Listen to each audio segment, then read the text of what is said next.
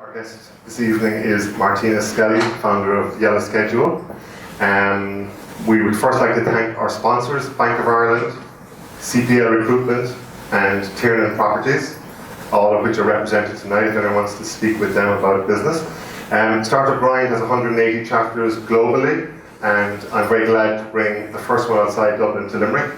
We're just 4 months old now, and it's great to see the startup community developing here. So without further ado, Martina, 5 years ago, just before Christmas, you registered YellowSchedule, then Diary Monitor, as a limited company. You were 8.5 months pregnant? Yeah, that's Tell us about it. Okay, it was actually still only a concept. It was an idea at that stage. But I suppose I was very serious about it, so I wanted to register it. I wanted this to be a company to kind of start moving it forward. So we were in the middle of a recession. There was no good news coming out anywhere. The news month on month was just getting worse and worse. And I walked into a notary public in Limerick city centre. It was freezing cold, it was dark, it was raining. I was waddling along, 8.5 months pregnant, and I went in to have my signature notarized by this person in particular, and he signed it and he looked up at me and he said, well, you know, he said, you're either very brave or very mad. I'm not quite sure which one. But the country needs more people like you. So he waived his fee, he wouldn't take any fee, and wished me the best of luck. So that was the first inkling, I suppose, that it was going to be, I knew it was going to be hard, but you know, when the first person you tell the idea to is telling you that you're a little bit mad, you know there are going to be obstacles in the way. So the idea, was there a Eureka Moment? What led you to discover a problem that needed solving?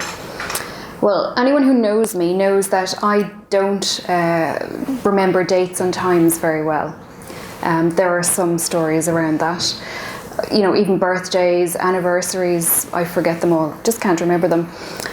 So I suppose the Eureka Moment was our eldest child had hearing problems, and it was causing her issues in school. She had to be moved to the top of the class. She was missing some things that were being said, and we had an appointment with an ENT specialist. We were told there was a particular person who was very good, we should wait for this person, but there was a 6-month waiting list.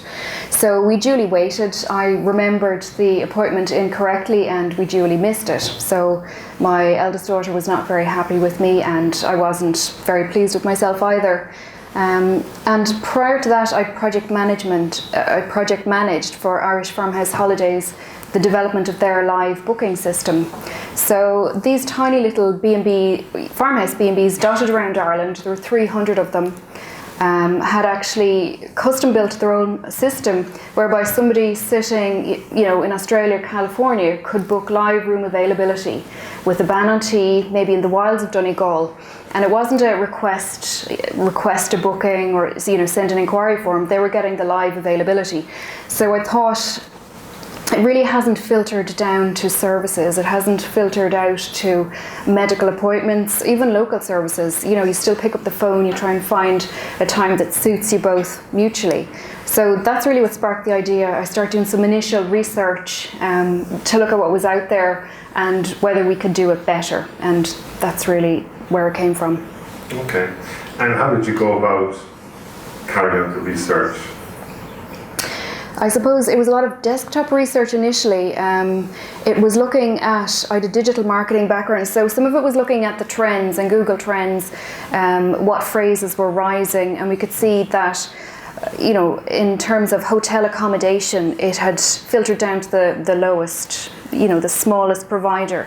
But even a really big provider in both services and the medical sector were not doing online scheduling. So we felt it was an area for growth. All the keyword research in Google was showing us actually these were areas that were starting to see exponential growth in terms of users searching for these products online. And then some more formal market research in the Enterprise Ireland library, looking at reports that had been published by the likes of Accenture and Gartner. We looked at the products that were out there currently I suppose they'd been built, most of them had been built a couple of years previously, so some of the additions that we wanted to do, we saw that they weren't really out there in the marketplace yet. So we put all that together and felt that we had a good proposition, and between our skill set, we had... Your co-founder, Michael, your brother? Yeah, co-founder Michael is my brother. So he had... at that stage, over 10 years experience as a developer, as a senior developer. He'd done a lot of kind of global development. He had done back-end database systems. He'd done security. He'd done some work for banks. He'd done a lot of SMS integration. So he was the perfect fit. And then my own background had been digital marketing. So we felt with my digital marketing, I could get it out there, find an audience for it. So for people in the audience might be looking at starting a startup, is that research part important, and were EI helpful in pointing in the right direction and helping you with some funding towards that? They were. We got a feasibility study grant, so I did find them very helpful. I suppose a lot of their helpfulness at the start was pointing us to resources and mentors rather than funding. We did get the feasibility study grant, which helped. That's 20 grand, right? That's 20,000, but you basically, if I remember correctly now, I think you have to spend it first and claim it back. So it's not as great as it sounds, and that, you know, if you're struggling to come up with that money at the start and get it matched back. Yeah, the research part is critical. You need to know what you're doing. You need to know how it interacts with other developments. I mean, for example, 5 years down the line now, if I was to go and build another scheduling company, it wouldn't look like YellowSchedule, because there's other developments out there. You know, you've got Google, you have beacons. I'd be looking at how our technology would integrate with those. So you always have to know your market. You have to know what else it plays into, who the other competitors are. You have to know whether it's a declining market or rising, you know, or it's a market that's rising. So, you know, the lean startup model of a minimum viable product, where you just start building bit by bit and iterate. You didn't quite go on that route. You sort of spent some time research first. Yeah. In retrospect, was that a good thing, or would you have done it any differently? Well, I think for us, we needed to know, we needed to have a solid foundation. Are we going to get involved in this? So I basically had the idea, did some initial research, spoke to my brother, and I think we knew that it was going to come to a point where we were both self-employed at that stage. We both had good salaries. We knew that if this idea took off, there'd probably be a period where we had no salary, because time-wise we'd have to devote our attention all to the startup. So we needed to know that we weren't doing it blind, and that there really was a good foundation on which to build it. Okay. And I guess the next step then, when you proved sort of that there was a problem, and that you had the idea, was funding. Yeah. So after the initial research funding, what was the next step? What was your next target? I suppose we struggled with funding really at the start. We spoke to VCs in Ireland, and we found out quite quickly that what's considered VC in Ireland is considered, you know, you're almost at the stage of Series A funding in another country. So we self-funded it. We got it to a beta stage. We had users who were mostly in the US, and we found clusters of users had come from the therapy market. So we flew out to the American Counselling Association. We went to their annual conference. We picked up some more users there. We got some good feedback. And I suppose it was probably the following autumn, the following winter, when we turned it into a paid product. We felt we'd bug tested it. We'd put a good number of appointments through. We felt we were comfortable that it was stable, that we were happy to take payments. So we had initial paying customers. We had really good stats around how these customers were using it. They were logging in on average 30 times a week. So people who adopted it were really engaged with it. It was starting to become a fundamental part of how they ran their business. And we went into the Irish VCs who wanted us to be, you know, past a certain revenue target per month. So I suppose we were disenfranchised with that. We felt that they wanted us to get it past a point where they were taking any risk for it. Whereas in the US, you know, seed funding is typically you go in and you have a great idea and you have a team and you're going to go and build it. So we kind of stepped back from the process. We decided we were going to we were going to increase our customer base, we wanted to increase our sales, and we looked at things then that would bridge the gap. So we applied for the Competitive Start Fund. And I'll be totally honest and say that we didn't get it on the first attempt, and we didn't get it on the second attempt. We didn't get it on the third attempt. So you have to be resilient. You know, we felt we deserved it. We got it on the fourth attempt. Perseverance paid off. Perseverance paid off, yeah, definitely. What was the difference between attempt 1, 2 and 3 and fourth? The difference between the third and the fourth, in terms of the text that we submitted, there was absolutely zero difference. But what we had done in the meantime was we got another promoter involved. So basically we got ourselves a chairman who had huge credibility in the health IT sector in Ireland. So, you know, when they looked at it again, it was a more credible prospect. So, Howard Beggs? Yeah, Howard Beggs. And was Howard someone you had sort of targeted early on? Was he a name you think he was? Yeah, he was. I had a small little whiteboard from the very first days when we were kind of doing our mind maps and mapping it all out. So the first name on the top of the list, left-hand side of the board, is Howard Beggs, Helix Health. So he doesn't really know he was stalked for a couple of years until the timing was right. We actually turned up there was a pitching event that he was running as part of the Irish Software Association. He was on their board.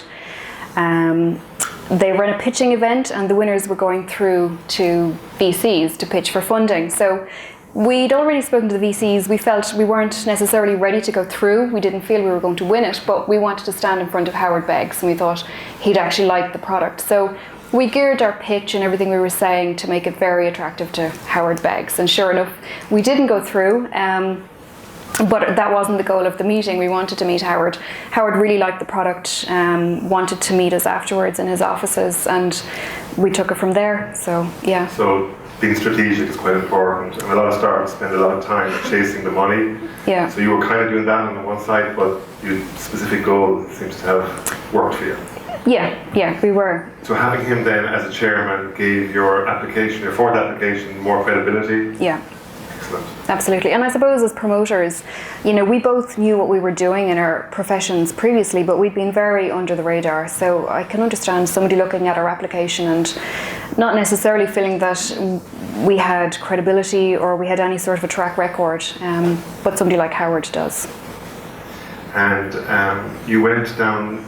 You initially had the medical scheduling sort of market in mind, but you narrowed that further down to the therapist sort of niche. Yeah. Was that from your trip to that conference in the States? It was. There were a couple of reasons. We found that there wasn't particularly a product for therapists out there. There were products for dentists. There were a lot of products starting to target the beauty and fitness instructors. There was nothing for therapists. We found that they weren't particularly tech savvy. They wanted something they could pick up and use easily. They were strapped for time. Our price point suited them. But then again, this is where the research bit came in. We found out that there was legislation about to come into play in the US, really nice, one that suited us. Is that part of the Obamacare? It was the Affordable Care Act, and one of the bills was parity for mental health, which was going to force insurers in the US to cover mental health in the same way that they cover physical health. So when I was out in the US, I spoke to a couple of other people involved in kind of the mental health area and asked them how was that going to affect the market, and they said, well, when this happened for dental a few years ago, it meant there was a flood of new patients coming onto the market. It meant that dentists got really, really busy. But it also meant in terms of what insurers will reimburse, it tends to bring the hourly rate down. They won't actually reimburse to the levels that dentists are getting paid for privately. So they said, this is what we expect to see in the mental health sector as well. So you're going to have really, really busy therapists who are being paid slightly less per hour now. So they're going to want to keep their schedules really, really full. And anything they can use to help them achieve that is certainly going to have a place in mental health therapy. So that was another strong driver for us. We knew that we didn't have any strong competitors in that area either. So generally, for advice, niche versus general, I suppose a lot of startups at the start spread it very general, are afraid they can't afford to go niche. Did you feel it was a big gamble, or was it very well sort of researched generally do you think niche is something people should be looking towards? Certainly, if you're targeting a big market like the US, there tends to be enough numbers in the verticals. That said, the day that we changed the website and we changed all our wording to therapists it was a scary day, because when you don't have enough revenue coming in, you haven't secured funding yet, you're looking at your runway, and you're putting up messaging that is going to alienate potentially other users. So we did have a wide range. We had dog walkers, we had driving instructors. Did you lose them? No, we didn't, and they still continue to sign up, which always surprises me, because the wording, the imagery is all very geared towards therapists. So that was scary, but we found that we then signed up therapists in higher numbers. We just had more credibility with them. We were able to speak their language, and they were comfortable with us. And you changed the name then from Diary Monitor to YellowSchedule. That's right, yeah. What was the thinking there? Diary Monitor, I suppose we struggled for a name at the start. We settled on that, always thought it was just okay, but then we started getting feedback that actually a diary in the US is quite different to a diary in Ireland. So, diary and schedule, calendar in Ireland, the words are all kind of interchangeable. In the US, the feedback was, this is a personal journal. You're going to write your private thoughts in here, and the fact that somebody is monitoring it is really, really unpleasant. It's not a good name. So that's the feedback. So we had to change it then. Like on the website, using language generally, were you very aware from the start that US was the market, so the vernacular had to be taken into account? Yeah, and I think, I could be wrong when I go through the website and look at it, but we've tried to use US language. And when people in the US are looking at websites, they presume you're based in the US. They presume the language is going to be, and they won't think that's UK spelling or Irish spelling. They'll actually just think it's a typo. So we've geared it to the US market. So the US was always your main target market, was it? Yeah, we could see the demand there. When I did the initial search engine optimization on the website and we saw the interest, we saw the hits coming in, it was very much US based. We'd done our research on the UK as well, and a lot of mental health in the UK is tied in with the NHS and that stated NHS policy to increasingly bring mental health provision in under NHS. We knew that we were too small, we were not going to get in and be involved in the NHS system, so that ruled that out to a large extent. And the people we spoke to in Ireland, we just knew at that stage 5 years ago, the Irish market was not ready for us. The feedback we were getting in Ireland when we spoke to people who weren't all in mental health, some of them were GPs, some of them were dentists, they really, really did not want to put their schedules online because Billy down the road was going to know he wasn't busy on a Thursday. So, whereas in the States, they wanted to fill every single appointment slot, whereas in Ireland, it really was, watching people, who's up the road, down the road, who's busy, who's not busy. So they'd rather not have the schedule full than have people knowing their business. So, So the empty slots are publicly visible to everybody? Well, a client or a patient can go online, see what time slots are available for them to book it. Okay. So just getting back to the States, I know you've travelled over there a lot, pitched and sought funding and so on, but you never really settled there or moved there. Did you contemplate it, first of all?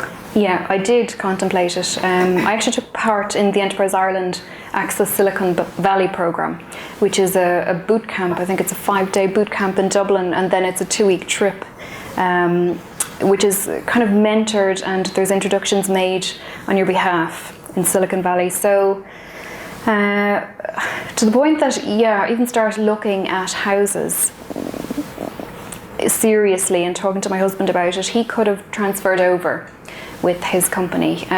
Just decided in the end that if we didn't have children, I think I would have been over there straight away. We found it was going to be too disruptive, particularly for the eldest child. But we probably talked it over for a good month, the pros and the cons, and kind of stepped back from it. Okay. Besides the personal issues like that, do you think you in any way lost out by not moving, or did you just adapt to doing it all from here? You adapt. I mean, you can still do business globally.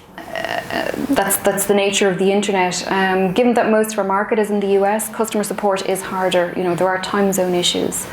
So it is harder. It's possibly a slower route to do it this way.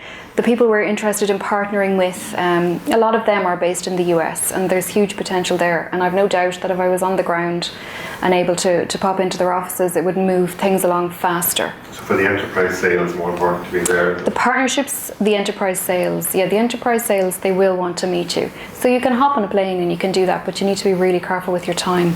You need to tee up a lot of them and, in one short burst, meet a lot of people. But for the average business, they're quite happy to sign up to a SaaS product as long as it's easy to navigate and pay. Yeah, for the average SaaS customer, we don't particularly tell them that we're based in Ireland. If they ask us, we don't lie about it. But they're used to dealing, with call centres and customer support the other side of the country. They're used to dealing with all different accents. So, it's not an issue for them. They just need to know that they can get support. It's going to be phone. They're never going to have a face-to-face meeting, so it doesn't affect that. What were your impressions of the different culture in Silicon Valley versus here for pitching and just for the startup community generally? The startup community in the US is really supportive. I got to sit down half an hour, 45 minutes with the CEO of some big companies in healthcare over there. I was really surprised that I got in the door, but they're very, very supportive. They're very interested to hear from other companies, particularly startups. What is their research? What is their gut feeling? What are they doing? They think bigger, so things happen bigger, they happen faster.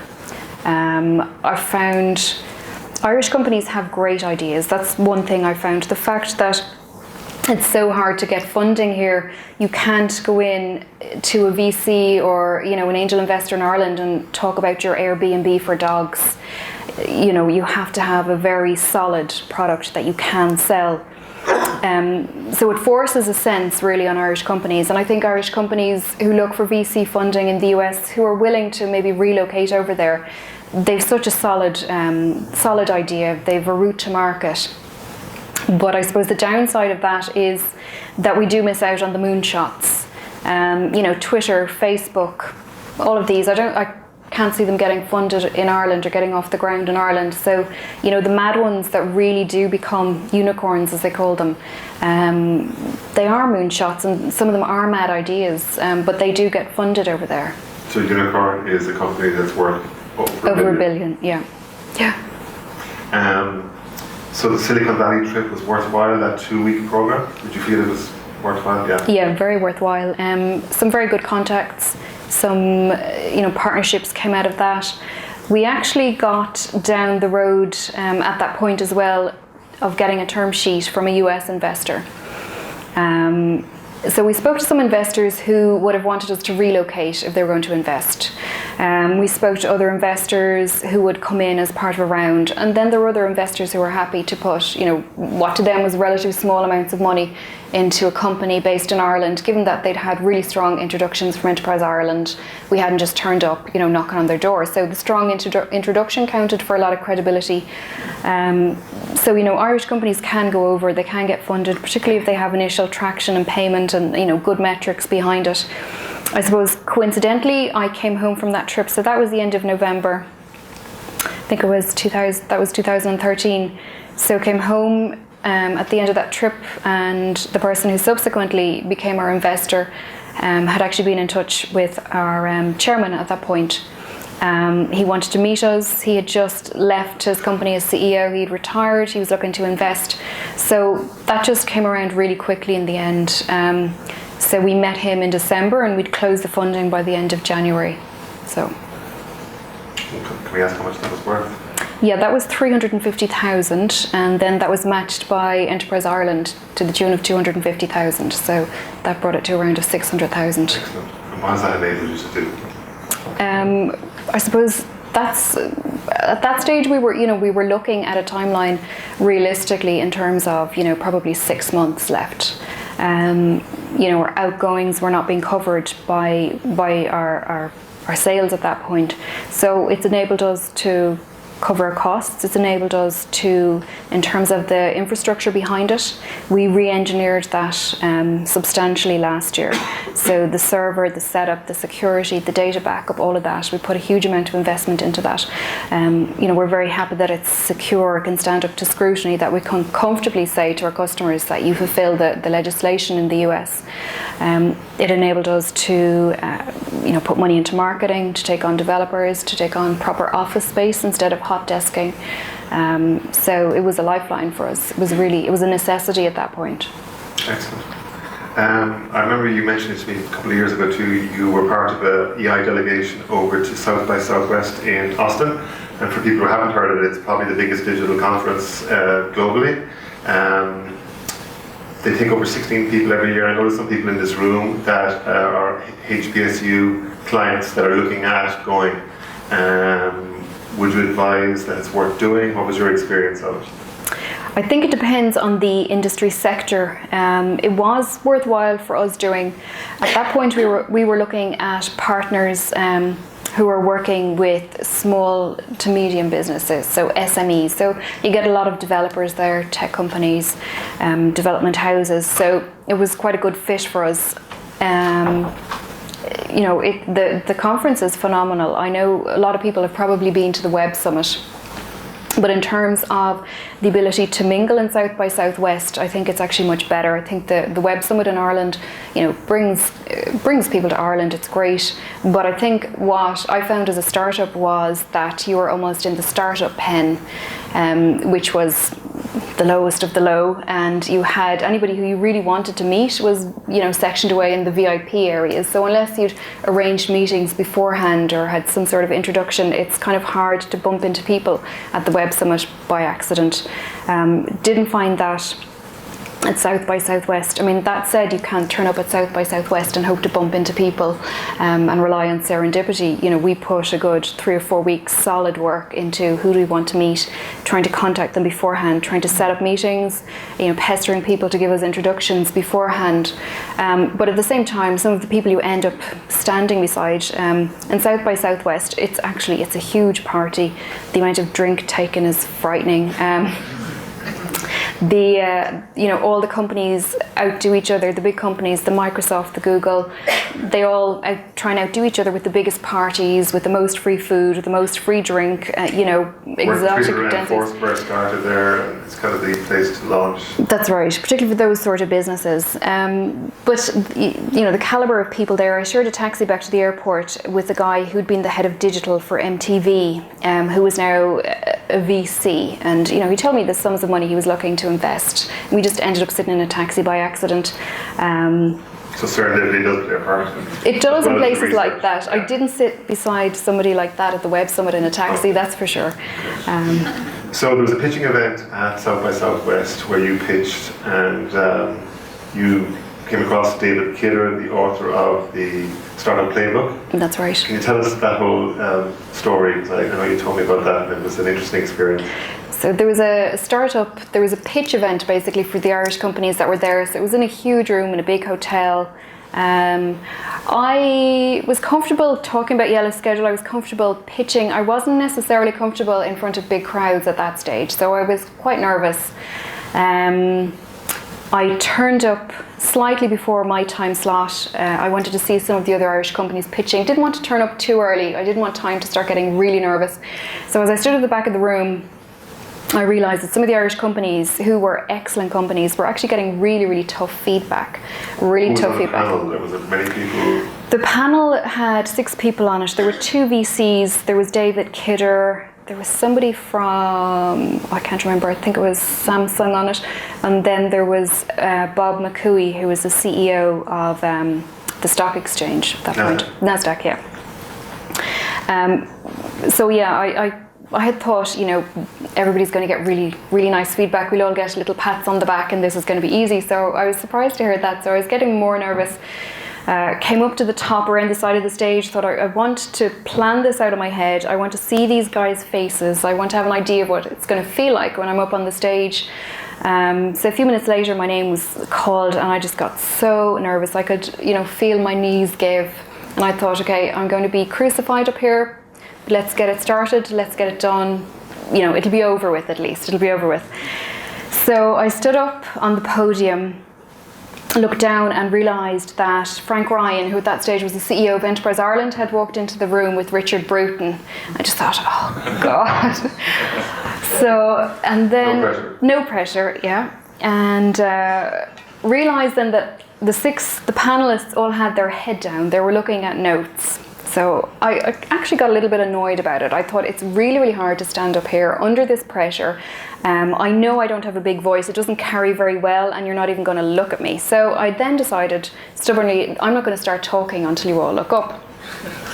So I said nothing, and I could see people in the room starting to talk to each other. They thought, oh, this one is flaking out now. A little bit of chatter going on. I thought, no, I'm still not talking. And then one by one, the panellists, they all started to look up. They obviously thought the same thing, that I'd choked. And as soon as they looked up, I just started into it. And it actually flowed from there. Got to the end and thought, well, I'm done and dusted. I don't care what you say now. It's just over. And David Kidder started first with the feedback. And he kind of said, well, for me. And again, I'm just thinking, okay, just, kill me quickly here rather than slowly. He said this was the pitch of the day. Got great feedback then. They all joined in, so that was fantastic. As I said to my husband afterwards on the phone, that was better than our wedding day. So kind of floated down from the stage, stood beside my little area. There was kind of a display for YellowSchedule, and I could see in the audience, when somebody's trying to catch your attention, I could kind of see a head bobbing around. So I kind of looked up, and it was Frank Ryan, CEO of Enterprise Ireland, and he gave me this big thumbs up. So, yeah, that was that. And I've never minded, actually. After that kind of cured my fear of speaking. I don't mind. I'll talk to anyone who'll listen now at this stage. So excellent. And David went on to offer to introduce you to VCs in Europe? Yeah. David came up afterwards and wanted to help out. So 2 months later, I was back in New York. Meeting some VCs where he'd made introductions, meeting potential partners as well. So he basically opened up his Rolodex to make connections there. And going around New York, speaking to VCs, was that a scary experience, or was it fairly straightforward? It was fairly straightforward. I didn't mind it. I quite like my own company. I like being in different cities. I like being a little bit maybe out of my comfort zone and doing new things. So no, I love that. That was interesting. So just going back to the Irish companies that were pitching, do you think that's a tendency that maybe Irish startups might be very good for telling the story and doing the whole Irish thing, but maybe not as strong maybe on the metrics or the stuff that VCs are looking for? Well, I think the companies in Silicon Valley, when you hear them pitch, it's very slick, it's very short. There's nothing superfluous, there's no waffle, there's no story of what happened in the pub or none of that. It is metrics based. It is really, really focused. And I think Irish companies are much better at that now than they were maybe a couple of years ago. So yeah, these are all really good companies, really credible companies who I respect. And I think they were used to perhaps in Ireland just being able to get up on a stage and talk about it. The way I'm talking now, nobody knows their company as well as they do. They were comfortable with it. And I think they perhaps wanted to see a shorter, very metrics-driven pitch. You had that sussed? I had that sussed. I'd been I didn't go out the night before. I was feeling a bit sorry for myself. Everybody went to the pub, and I just thought, no, I'm going to practice and practice with a hairbrush in the mirror until I am happy with this. So, excellent. Yeah. Women in tech. You hear a lot of talk about it being difficult. Obviously there aren't enough women in tech. Do you believe in positive discrimination, like the competitive startup fund for female entrepreneurs? What are your thoughts on this? I suppose I've mixed feelings in some ways. I mean, I don't feel like it's held me back. I'm very comfortable in the tech world. I'm very comfortable meeting people, telling them about it. I mean, that said, people do have biases that they're not going to flag to you. So I'm sure there are cases where I've missed out on something or where I've been underestimated. That said, it's easier. And it certainly was the case a couple of years ago where you could turn up to an event and, there may have been 5 women in a big room. So people perhaps remembered that they'd seen you, so you stood out, you were different. So, there were pros and cons. I think positive discrimination is required at the start. I think we need to see more women in tech. I think it needs to be normal.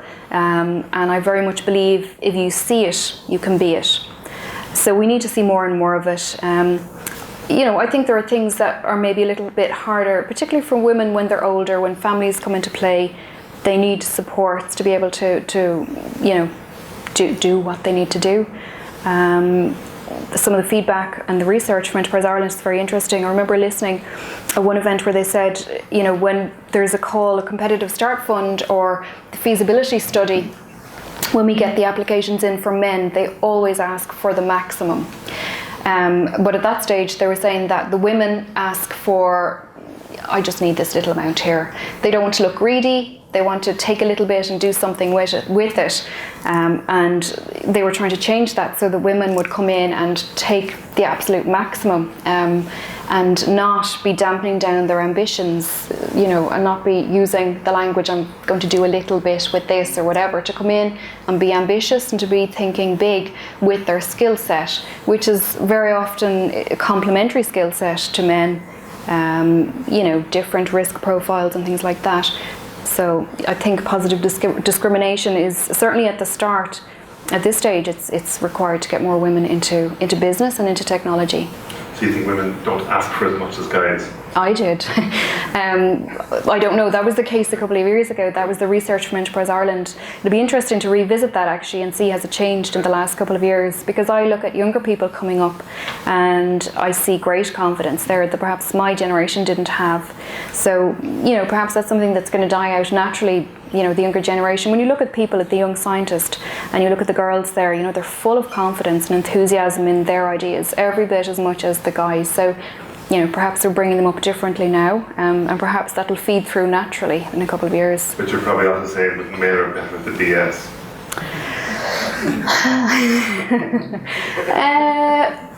I don't know about that. I'm trying to count how many men and how many women are in this room now. So before we put the Q&A to the floor, could you give your top 3 tips for startups, or to yourself 5 years ago, with hindsight? Okay. I would say the first one is do your market research, before you jump. If you're going to do something like this, it's going to take up such a huge part of your life. It's not just you, if you have a family, it's going to take up their life. So do your research, make sure there is a market there. Look at where the product kind of intersects with other things that are out there. Like I said, if I was starting a scheduling company now, I'd want to be integrating it with beacons. So if you arrive at a hospital and there's beacons there, it's going to alert the receptionist, actually you've arrived for your appointment 20 minutes early. That will be able to, on the fly, reorganize appointments based on who's in a waiting room, who has checked in past the beacon. So, as the other technology around you progresses, how can that interplay with your ideas? So really know your market. Like I said, we knew from our research, the market drivers, the Affordable Care Act, that was going to be real positive. That was going to make that a good market for us. So, market research in the right areas is the number one. Number 2, I would say quite early on, figure out what you're not good at. I think that's something that's actually hard for people. And I know a lot of us like to think that we're good at everything, and particularly when you're talking to VCs or investors, you want to come across as a really capable person.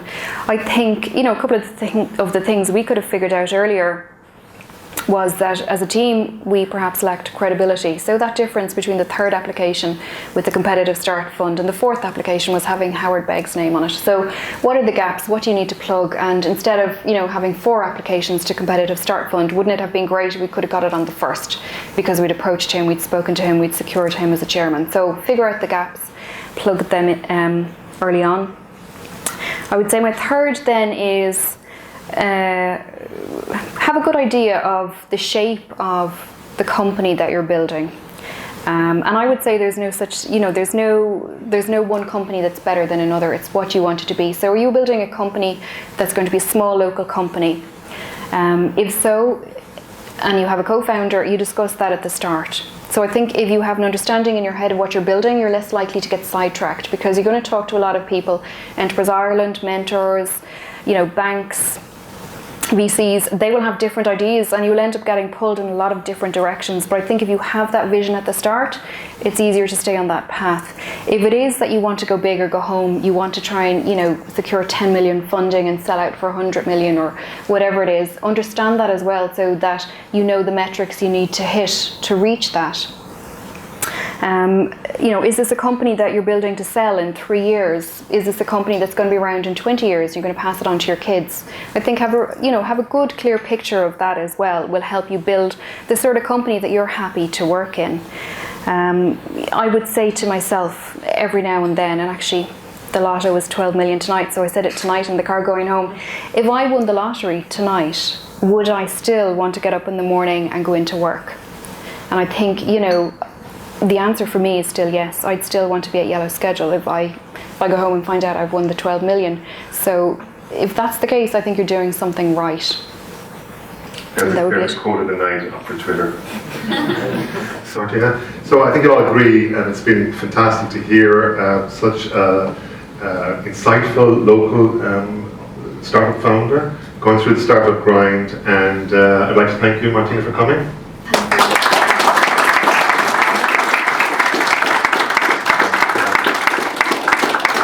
Martina will kindly hang around for a while if you want to chat with her. And thanks for coming, and I'll keep you all informed of our monthly regular startup grind events, and I hope you enjoy the night.